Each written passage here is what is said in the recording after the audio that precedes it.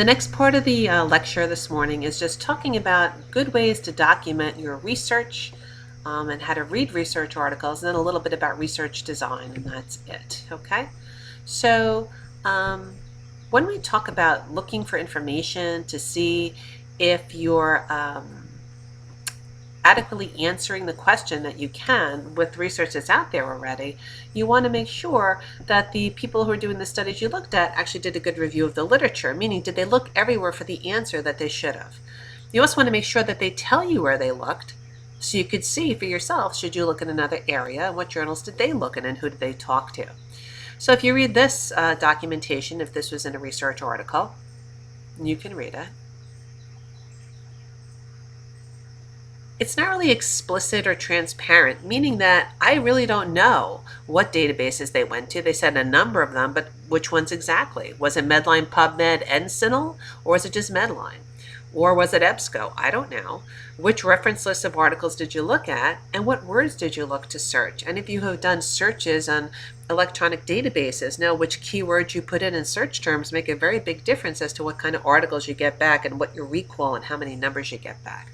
You really couldn't replicate this, meaning I couldn't, if someone said to me, Dr. Eckhart, go back to the journals these people went to and get the same articles they did, I'd have no idea which journals they actually went to. Did they limit it to a certain time period? What search terms did they use? There's no way I could replicate this, and science is all about replication.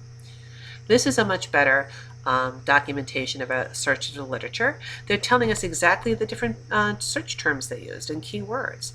They're telling us how many journals they went through and they named them. They're telling us the year that they used to cut off when they were going to measure. They went back to 1950 because that was when the first formal attempts for managing pain and theories of chronic pain management were developed. So they actually were very scientific here, telling us where they went to, the terms they used, the years they went to use. And it's much easier here to replicate it and have a much easier time trying to replicate their literature search here. So when you search, you want to search comprehensively. You want to make sure that you look at published and unpublished literature, as long as they're all done well. And unpublished literature you can get from conference proceedings. Organizations like Good Samaritan have their own conferences now where people have excellent research that are done on posters that went through their institutional review board, and their well-done research. It just might not be published yet. And it might not get published because people don't always have the time to publish, especially if you're a real frontline nurse working a full-time job.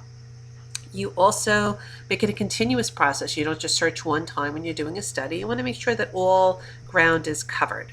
The best advice is to make friends with a librarian. This is a picture of our librarian. Marian Emsig is her name, E-M-S-I-G. She's wonderful.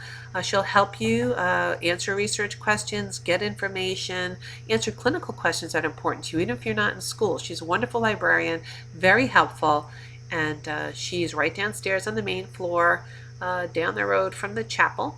You can pop your head in and say hello to her. She's just wonderful, and she will help you get the information you need to be an evidence-based practice nurse. I have a really good presentation, a full PowerPoint on how to use, especially if you're in school, if you're doing literature searches, how to use keywords, how to get different combinations, how to get more of a response if you want to get a broad net when you're looking for information on a subject, or if you want a very tight net on a subject. So these slides I'm showing you here are how to do a good full systematic search of the literature. If you are in school now, or if you're trying to answer clinical questions, or you're interested in this type of information, you're going to email me, and I will set up with you a time to do this with you and teach you how to do a lit search. It only takes about 20 minutes to actually show you. Okay. There is bias when people publish some journal literature, and not intentionally. It's just sometimes, to sell a journal, you have to do subjects that are timely and things that are significant in their findings. And researchers themselves bias what gets put out in a journal because we want to make sure we're going to get published. So if we don't think it's things that are going to attract people's attention, we might not try and even publish that article and go with another research project that we had done. So you have to just try and make sure that you cover all the ground and not just look at published articles. That's the takeaway there, and that you actually look and talk to experts in the field and look at posters that are done at conferences. A good way to look at a research question, whether you're formulating your own research question or evidence-based practice project question, or to read a research article, look at other people's data, is to use the PICO, sometimes called the PICOT with a T at the end. And this is just an acronym, PICO or PICOT, how to get your hands around a research design and see exactly what people are talking about or what you want to talk about or look at, and be very specific so you can measure things. All right, so the P represents the patient or the population of patients that you're interested in. You want to be specific. Again, do you want to know about the happiness of nurses just on one unit during the day shift in a hospital, or the happiness of all the nurses? Intervention. If indeed there is an intervention, or you're giving an educational treatment or giving a medication, what is it? Is it that they're going to take 1 pill a day for their blood pressure, or they're taking 4 pills a day for their blood pressure, and you're going to test the effect? You have to be very specific so we actually have good fidelity to treatment, it's called, and good dosing, where we're not measuring all kinds of things haphazardly. Your intervention has to be very specific. And C, is there a comparison group? Are you going to compare these people to another group? For instance, are we comparing people that got that 1 blood pressure pill a day to people who got 4 blood pressure pills a day, or people who got no blood pressure pills a day? What exactly are we comparing them to? Is it an alternate intervention, a standard intervention, or no intervention? Or are there 4 arms? Are you comparing them to an alternate, a standard, and no intervention? And you can pick and choose whatever you want, which will answer your question best. It's just things you have to consider. So the C is the comparison. And the O is what is the outcome you're looking at? And it has to be very measurable and pretty closely related, both in time and then the number of things that can affect it in your study. And what that means is I'm trying to look at what's the effect of taking a blood pressure pill on someone's blood pressure. I wouldn't want to wait 3 weeks to measure that blood pressure. It really wouldn't be a direct measurable outcome in time at all. And the T, if you add it in at the bottom, is there only a specific time frame we're going to look at? Are we only going to look at giving this pill for 4 weeks to people, or do they need to be on the blood pressure medication for 6 months? Okay, so that's PICOT. We're not going to do the exercise because I'm not sitting with you. If there is someone in the room, another facilitator who wants to do the exercise, all you do here is come up with a PICO for a question that's on that exercise 1. Okay, for regarding research, when you're doing research, whether it's qualitative or quantitative, you want to make sure the data you're getting is reliable. And we talked about that. You want to make sure that if we're all going to get the data, we're going to get the same type of data. I'm not going to get one measure and you get another. Or I'm not going to interview someone to get one type of information where if I interview them the next day, it's going to be really extremely different if it's supposed to be the same setting. Quantitative designs, you also want to be valid again. You want to make sure that we're getting the truth. We're not getting the baby at 5 pounds and the baby actually weighs 7 pounds. And for the next set of slides, we're just going to talk about apples to apples and apples to oranges. In research, with quantitative research, we would love to always know, we're talking about the BP pills again, if I gave that person a pill to control their blood pressure and look at the outcome there, what would have happened if I gave the exact same person at the exact same time in the exact same setting, no pills? You always want to know, if you're trying to see the effect of a treatment, what would have happened had that person not gotten that treatment, right? Because then you can see truly if the pill had an effect. But we never get to see it, right? Because even if the next day you decided to give that exact same time, withhold the pill from the exact same person, it's a different point in time. It's not the exact same moment in time, so you never get to see something called the counterfactual. You never get to see that hypothetical, theoretical, what if we hadn't? What if they took the road less taken? What if they took another path? You never get to see it.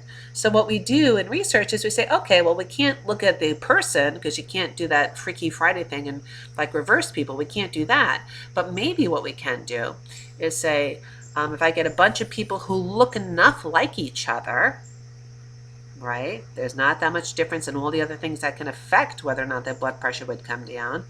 And I randomly assign those people to different groups and they look enough alike, they look enough alike and all the things that can affect whether or not their blood pressure would come down with a pill or not. Then if I give half of the people the pill and the other half not the pill, if there is a difference in the blood pressure between the two groups, I can say, you know what? The only difference between the two groups is on average. They don't have to be exact replicas because it's not, that scientific world where we create people. But on average, if they look enough alike and there's a difference in their blood pressure, the only difference would be, you could say, was whether or not they got the pill. Because on average, they look alike on everything else that can affect whether or not they got the pill. Whether or not their blood pressure came down and whether or not they got the pill for their blood pressure. And this is called apples to apples. We're comparing like enough people to like enough people, and the only difference between them is the treatment that they get. But in nursing research, we compare apples to oranges a lot. A lot of times the people that get one intervention look very different than the people that get another intervention. Think about it. The people that get turned every 2 hours like clockwork without a problem are usually the little 80-pound ladies who can turn themselves over just when you walk by the room if there's enough air current going through the room when you walk by. They're tiny, they're light, they're not on precautions, they're easy to turn. Whereas the people you compare them to who don't get turned all the time are the people perhaps who are in isolation, precautions, maybe have C. diff precautions. They weigh a lot more. They're obtundant. You need 3 or 4 people to change them. They might be on a ventilator, so you have to move the tubing with it. The people who get turned every 2 hours can look very different from the people who don't get turned every 2 hours, just because that's what happens. The people who decide to go into a smoking cessation clinic or a weight loss clinic might look very different than the people who decide not to. They both might be groups of people who smoke or who are overweight, but the people who decide to go into a treatment clinic for it are actually motivated, so they're different. So in nursing, we have to be very resourceful, and it's very fun actually to decide whether we have an apples to apples experiment or whether it's an apples to orange experiment. And with apples to apples, you can do a true experiment and just randomly look at what happened to people when they were assigned to different groups. But with the apples to oranges, which are called observational studies or quasi-experiments, we have to be a lot more careful considering what was that independent or predictor treatment, taking the pill that they took, what was the outcome we're looking at, but more importantly, what are the different covariates or other things that could affect whether the taking that blood pressure pill would change their blood pressure. And for that, we have to think of things, different threats to validity, and there's a list of them here. And these are from 1963, and they haven't changed. That's what's nice about research. Things don't change so fast as they do in nursing. But things that can affect validity are, did something else happen, a historical change, that maybe you're looking at intervention, does a blood pressure pill work, and maybe if people just all of a sudden, new dietary habits came out, and people are eating much better. Maybe it's instrumentation. Maybe the way I'm measuring the blood pressure with my blood pressure cuff is one way, while you're measuring it a different way. These are all different ways and different things that can affect whether or not the validity or getting close to the true measure is working with your study. Lastly, when you do a study, you have to make sure that it's ethical. We have an institutional review board at Good Samaritan, as does any institution that does research. And if you're going to do any research at all involving human subjects or any research involving animal subjects, there's 2 different institutional review boards. You have to make sure that it's appropriate, that the risk doesn't outweigh the benefit for the individual, that the person knows they're being involved in research and sign a consent for it, and that there's justice for society at large, that there's a reason to do the research. It's not just being done to be done, that it's actually going to serve a greater good. There's CITI training online, CITI training online, that you can do for free as part of Good Samaritan as an employee. It's about 4 or 5 hours it takes you to do it. It gives you a 3-year certification with human subjects research. If you want information about it, you can contact me via email or talk to Maureen Altieri, your Magnet Professional Development Coordinator. And that's it. I hope you enjoyed the lectures. Please feel free to contact me. You can always get a hold of me. That's my Gmail address. You can always get me at my Chisley address as well. But I will help you with anything you need. Welcome to Good Sam.